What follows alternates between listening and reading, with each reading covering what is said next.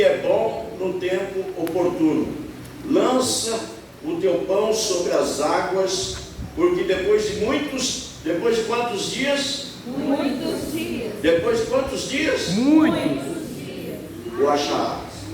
Reparte com 7 e até com 8, porque não sabes que mal haverá sobre a terra. Estando as nuvens cheias, derramam a chuva sobre a terra, e caindo a árvore para o sul ou para o norte, no lugar em que a árvore cair, ali ficará. Quem observa o vento nunca semeará, e o que olha para as nuvens nunca fará colheita. Assim como tu não sabes qual o caminho do vento, nem como se formam os ossos no ventre da que está grávida, assim também não sabes as obras de Deus, que faz todas as coisas. Deixa eu ler mais um, não vou ministrar tudo isso aqui. Pela manhã semeia a tua semente, e à tarde não retires a tua mão, ou seja, continue a semear, porque tu não sabes qual prosperará, ou seja, qual semente que vai brotar para uma colheita, se esta, que é a da manhã, ou se aquela, que é a da tarde, ou ambas igualmente serão boas. Então, como a gente não entende a obra de Deus, não sabe o caminho de Deus, não sabe como se formam os ossos no ventre daquela que está grávida, a criança está sendo gerada e os ossos estão sendo formados no ventre da mamãe, né? Dentro daquela criança. E nem a mamãe entende, nem o papai entende, ninguém entende.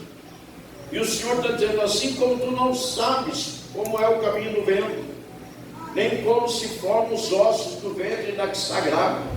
Você sente o vento, mas você não sabe qual é o caminho dele, de onde ele saiu, para onde ele vai.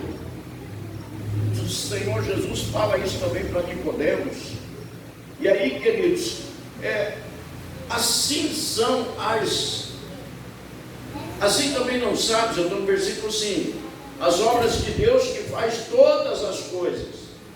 Ou seja, quem faz é Deus. Então o que a gente precisa? Crer. A fé, quem tem a fé, crê. E tem que crer no quê? Na palavra. A parte boa da palavra que funciona na sua vida, escuta isso, repita isso. A parte boa da palavra. A parte boa da palavra que funciona na minha vida. Que funciona na minha vida. É aquela que eu creio. É aquela que eu creio. Louvado seja Deus. Se você crê que você é usado em cura, você é usado em cura. Se você crê que você pode, que as tuas ofertas vão gerar uma colheita, que os teus dízimos abrem portas no céu, janelas do céu, se você crê no batismo com o Espírito Santo, tudo que é ensinamento bíblico. Então a parte boa da Bíblia que funciona na tua vida é que você crê. Se você não crê, não funciona. Não funciona, Serginho. Só funciona aquilo que eu creio. Então, se eu creio na Bíblia, na totalidade da Bíblia, as coisas funcionam na minha vida como a palavra instrui, como a palavra ensina. Então, no versículo 1 diz: lança o teu pão sobre as águas, porque depois de muitos dias o acharás. Eles tinham o hábito de semear na enchente do Jordão ou na enchente do Nilo. Quando as águas subiam, eles semeavam o trigo, e as águas levavam o trigo, e na enchente a semente ia, e quando as águas baixavam e se recolhiam ao leito do rio, aparecia o trigo germinado, e depois vinha a colheita. Então o Senhor está dizendo: lança o teu pão, mas o teu pão era a semente sobre as águas, porque depois de muitos dias o achará. O problema nosso, sabe o que é? É que o celular tem que ter internet com boa velocidade.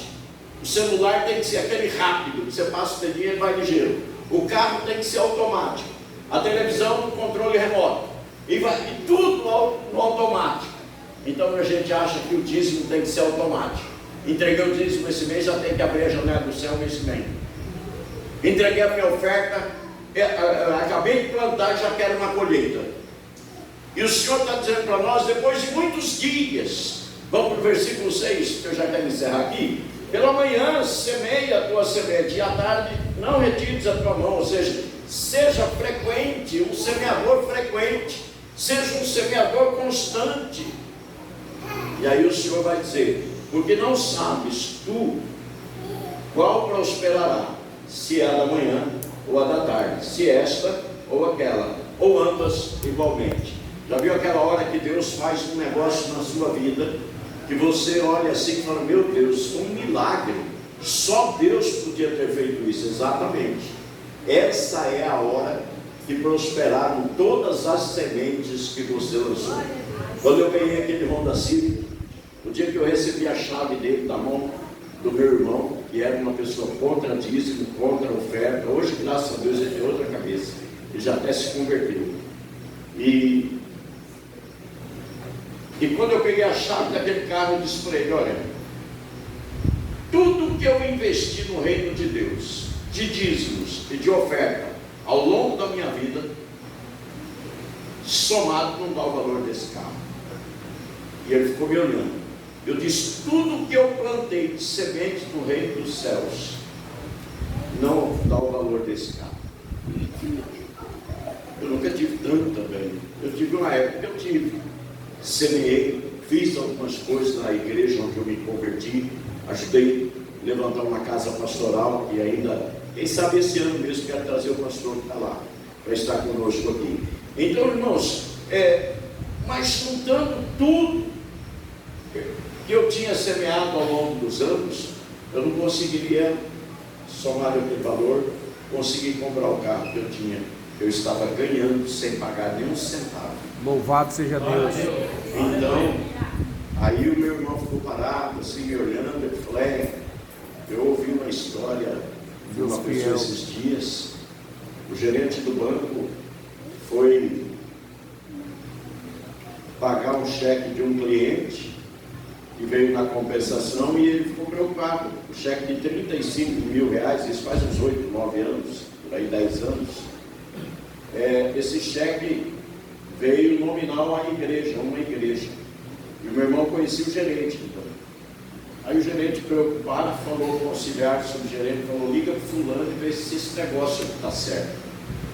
Um cheque de 35 mil reais há 9, 10, 8, 9, 10 anos atrás.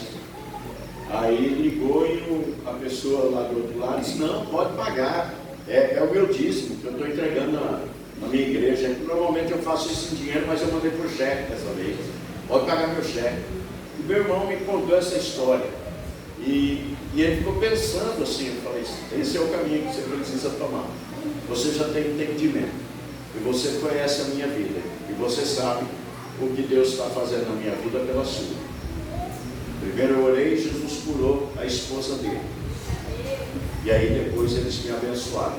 Aí eu estava lá e ele disse, eu gostaria tanto de comprar essa casa. A casa que ele mora era do ex-governador do Mato Grosso do Sul. Eu disse para ele, mas para comprar essa casa é fácil. A sacada do seu quarto, sai ali nas madrugadas, abençoe teus funcionários, os postos trabalham a noite inteira e peça para o Deus que está no céu. Olha, ele está bem diferente com essa janela aí. Irmãos, 4 ou 5 meses depois ele comprou uma casa e na época era muito dinheiro, 1.300.000, que hoje vale uns 6, 7 milhões. Só para vocês terem noção. Então ele entende o que eu falo para ele, ele respeita e ele compreende o que eu ensino para ele hoje, porque uma semente, quando ele comprou a casa, eu disse, você lançou uma semente na minha vida. E Deus, para não te deixar em branco, o dono pedia 1.650.000 na casa. E aí ele disse, eu não tenho todo esse dinheiro, naquela briga de comprador e vendedor. O cara aceitou 1 milhão de entrada e deu 1 ano, 2 anos para ele pagar 300 mil. Quando ele pagou os 300 mil, já estava até inflacionado aquilo ali. Então a casa saiu por 1.300.000, hoje vale uns 5, 6 milhões. Por aí que vale esse dia nós conversando. Então, preste atenção. Deus não precisa do que é seu. Deus não precisa do que é seu. O que é seu, foi Ele que te deu. O diabo nunca vai te dar nada. O diabo nunca vai pôr nada nas suas mãos. Ele vai tirar tudo que ele puder. Mas te dar, não. Ah, pastor, eu ganhei, claro. Deus te deu condições, te deu vida, te deu saúde, te deu trabalho, abriu os caminhos para que você ganhe. Mas é seu. Nunca traga dinheiro para pagar a conta da igreja. Traga dinheiro confiando no que o Senhor está dizendo aqui. Você lança o teu pão sobre as águas, porque depois de muitos dias você vai achar ele de volta. Você não deve trazer dinheiro para a igreja pensando que tem que pagar as contas da igreja. Você deve acreditar na palavra. Olha, em Provérbios, em Malaquias 3,10, ele diz: trazer os dízimos à casa do tesouro e depois fazer prova de mim, diz o Senhor, e eu vos abrirei janelas do céu e derramarei sobre vós bênção tal que delas virá grande abundância. E por amor de vós repreenderei o diabo, o devorador, para que não consuma o fruto do vosso trabalho. Porque Deus te ama. Ele quer que você tenha. Ele quer que você tenha. Aleluia. Ele quer que você prospere. Louvado seja Deus. Texto que eu podia citar aqui, uma infinidade de textos. Deus falando de prosperidade. Então, irmãos, o que nós precisamos entender? Que nós não sabemos nada. Então nós precisamos usar a nossa fé, usar a nossa confiança em Deus e saber que o que nós estamos fazendo financeiramente, nós estamos fazendo baseado na palavra. Não é por coação, não estou coagindo ninguém. Sempre, muitas vezes eu disse para vocês, ninguém é obrigado a dizimar, ninguém é obrigado a ofertar, o dinheiro é seu. Agora, quando você quer ir na palavra, o dízimo para você é uma proposta de relacionamento com Deus na parte de finanças. Eu acredito em Deus estou trazendo. Eu acredito em Deus estou ofertando. E eu sei que a palavra dele é fiel, Deus é fiel. E ele não precisa do que é meu, mas o meu amor pelas coisas de Deus é tão grande que eu tenho prazer em ofertar.